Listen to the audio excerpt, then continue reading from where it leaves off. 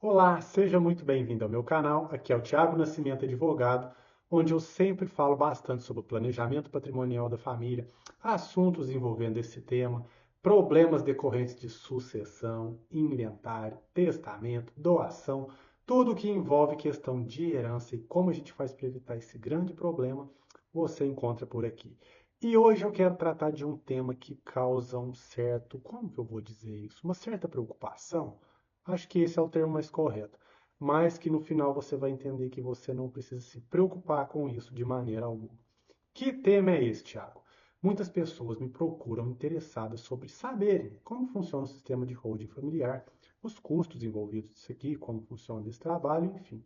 E muitas pessoas também, às vezes por pesquisas equivocadas, alguma coisa que veio na internet, já chegam até mim preocupadas no seguinte sentido: Tiago, eu preciso pagar ITBI para fazer minha holding familiar? Calma, eu já vou responder sua pergunta de cara. Não, você não precisa pagar ITBI. Mas muitas prefeituras, lamentavelmente, cobram ITBI quando a gente vai constituir esse sistema.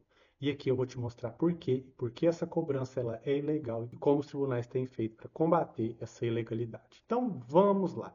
Primeiro de tudo, você tem que saber o seguinte: o ITBI é o imposto que a gente paga quando a gente vai comprar um bem imóvel e transmitir esse imóvel para a gente. Ou seja, você comprou um imóvel, você vai lá na prefeitura, emite a guia de ITBI, paga, depois você vai no cartório de registro de imóveis, pronto, está feita a transação. O que vem acontecendo? Olha só, a gente tem que partir do ponto inicial.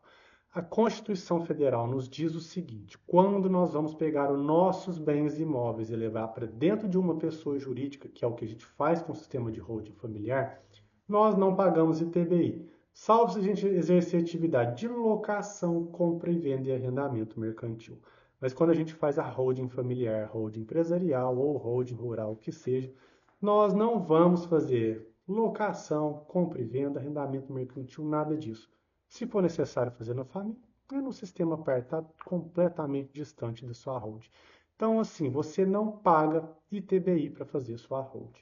Onde começou todo o problema? Eu sempre digo por aqui, quando a gente vai fazer uma holding, a gente tem um benefício econômico muito grande, tributariamente falando, porque é muito vantajoso fazer esse sistema. Mas existem pessoas que querem ter benefícios ainda maiores e elas vão buscar coisas que, ao invés de resolver, dá um grande problema. Foi justamente isso que aconteceu e foi aí que nasceu esse grande problema. Vamos no início, então, para você entender.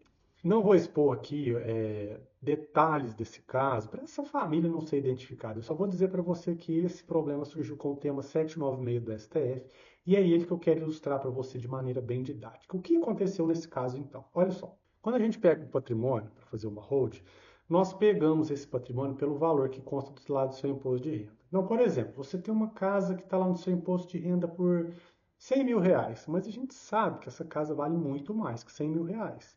Mas nós vamos ignorar o valor de mercado do seu imóvel, nós vamos levar ele pelo valor do seu imposto de renda, até porque é esse valor que nós podemos fazer esse sistema sem ser tributado ali com o ganho de capital. Então, nós vamos pegar os valores históricos que estão no seu imposto de renda e vamos integralizar no seu sistema de holding. Como nós vamos fazer? Se ela vale 100 mil, ou melhor, se ela está ali no seu imposto de renda por R$ 100.000, é esse valor que vamos integralizar no seu CNPJ da sua holding familiar. O que aconteceu nesse caso? Uma família tentou buscar um benefício tributário ainda maior. O que ela fez então?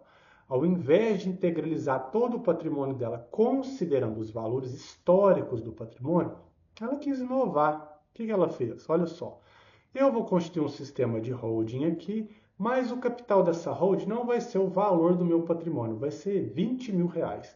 E eu vou pegar todo o meu patrimônio, que vale R$ 1 milhão, e vou integralizar dentro dessa holding aí. Entendam comigo aqui o que foi feito. Quando nós vamos fazer a nossa holding, nós pegamos os valores históricos e integralizamos ali como capital social. Então, se a sua casa está ali no seu imposto de renda por 100 mil, nós vamos integralizar o capital social da sua holding com 100 mil.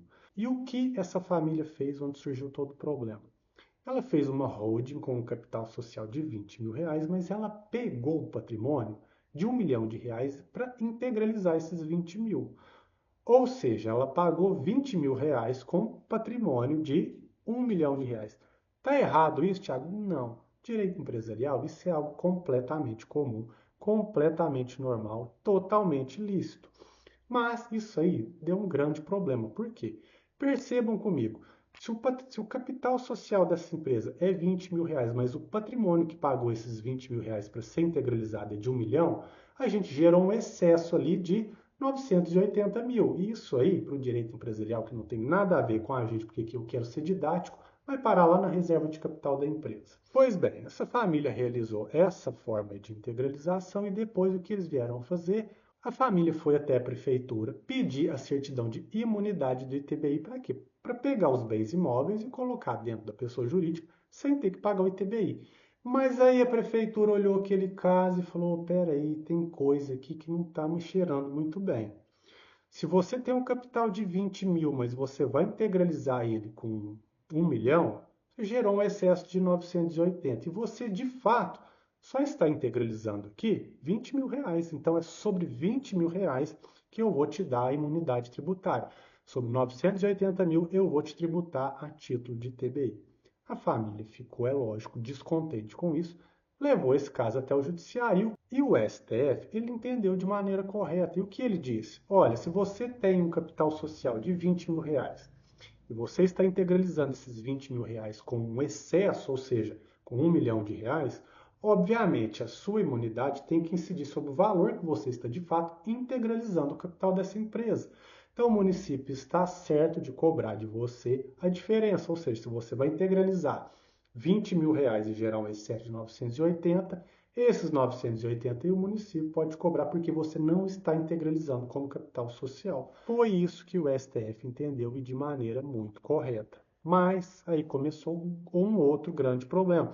Porque no nosso país o brasileiro é muito esperto. E aí o município pensou assim, interessante essa decisão do STF, né? Sabe por quê?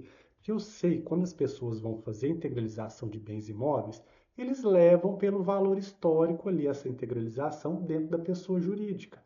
Mas eu sei que o valor de mercado desses imóveis não é igual ao valor histórico, é muito maior. Então, toda vez que alguém vier aqui me pedir uma certidão de imunidade, eu vou tributar o excesso porque eu vou considerar o valor de mercado do bem e não o valor que está sendo histórico ali declarado no imposto de renda. Então, pensem comigo aqui, naquele caso inicial que eu falei para você. A pessoa tinha uma casa ali no imposto de renda de 100 mil reais, mas essa casa valia 500 mil. Ela vai fazer o sistema dela, ela vai integralizar 100 mil reais, porque é o que ela pode fazer para não pagar um ganho de capital. Mas o que o município vai fazer então? Opa, peraí, eu sei que essa casa sua vale 500 mil. Eu vou te dar então imunidade sobre 100 mil e vou te tributar sobre 400 mil. Isso aí começou a se esparramar por todo o território brasileiro e muitas prefeituras começaram a fazer essa cobrança completamente legal. Completamente legal. Lamentavelmente, a gente sabe que no Brasil a segurança jurídica nossa não é tão segura assim. E, lamentavelmente, muitas vezes a gente precisa buscar evitar essas ilegalidades dentro do Poder Judiciário. E é isso que vem ocorrendo. O quê?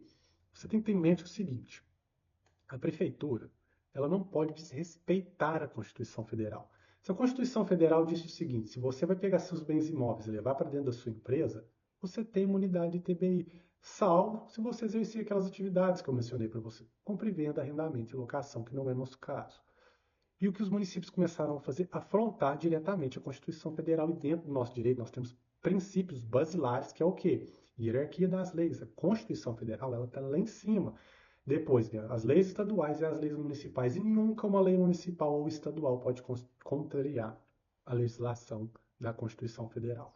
Muitos municípios também sabem que isso é ilegal e não fazem esse tipo de cobrança, mas como a sanha arrecadatória dos nossos municípios é cada vez maior, ó, muitos deles não estão nem aí, ó, a gente cobra, se você quiser, vai discutir na justiça, vida que segue, se a gente tiver que devolver, ou se você não tiver que pagar, fica para depois. Isso trava a vida de muita gente, isso deixa muitas pessoas preocupadas. Mas como essa decisão que eu estou mostrando para você aqui, o judiciário já diz claramente que isso é totalmente ilícito. A prefeitura não pode fazer esse tipo de cobrança. A boa notícia é, dentro do sistema de holding, quando eu explico holding aqui no meu canal, eu sempre tento explicar da maneira mais clara possível. Só que holding, eu sempre digo, não é receita de bolo. Nós temos inúmeros meios para fazer esse sistema. E sempre que a gente bate de frente com o município com uma situação como essa, o que a gente faz? Nós buscamos fazer o sistema de road de maneira diferente, porque aí não tem como mesmo o município querer cobrar nada. E é sempre isso que a gente sempre faz. Eu, particularmente nas holdings que eu faço, os clientes que eu pego, sempre faço um estudo antes. Ó, você pode fazer sistema de holding aqui. Se a gente for por esse caminho, a prefeitura pode te cobrar ITBI. E se cobrar, o valor vai ser tanto. Se a gente for por esse caminho, ela não vai te cobrar ITBI. É um caminho mais complexo? É, mas vai resolver seu problema. Tudo depende de um estudo, tudo depende o quê? Da necessidade da família. Mas no fritar dos ovos ali, mesmo que uma família opte por pagar um ITBI, mesmo que essa cobrança seja legal, o que a gente vê na prática é que a economia tributária continua sendo gigantesca quando a gente compara uma família que tem que passar pelo processo de inventário ou pretende fazer uma doação, qualquer coisa que seja.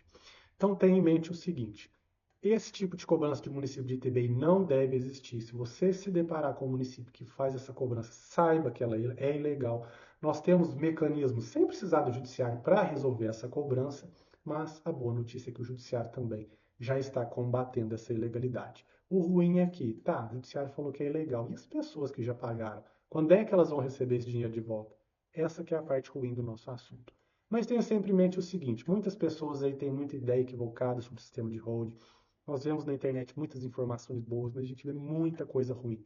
Muitas pessoas que não sabem nada ficam alertando as pessoas: ó, cuidado, cuidado com isso, cuidado com aquilo. Quando não é assim. Quando a gente faz esse sistema, a gente faz dentro do que está a lei, dentro do que a lei nos autoriza, sempre com um estudo prévio, sempre mostrando para a família os caminhos possíveis, porque isso não é receita de bolo e nunca vai ser. É por isso que é tão bom trabalhar com esse sistema, porque ele atende às necessidades de cada família. Então, se você se deparar com esse assunto, não tenha medo. Isso aqui é mais uma ilegalidade, como tantas outras que a gente está cansado de ver dentro do nosso país. E felizmente, para tudo, para cada ilegalidade, nós, felizmente, buscamos uma solução. Tá bom? Se você gostou desse conteúdo, não esquece de deixar então o seu like e se inscrever no canal, se isso for relevante para você. Se você já viu isso aí por aí, já conversou com alguém, não esquece de compartilhar esse vídeo com ele, tá bom? Nos vemos então no próximo vídeo com outro assunto aqui envolvendo planejamento patrimonial da família. Te vejo no próximo então, um grande abraço.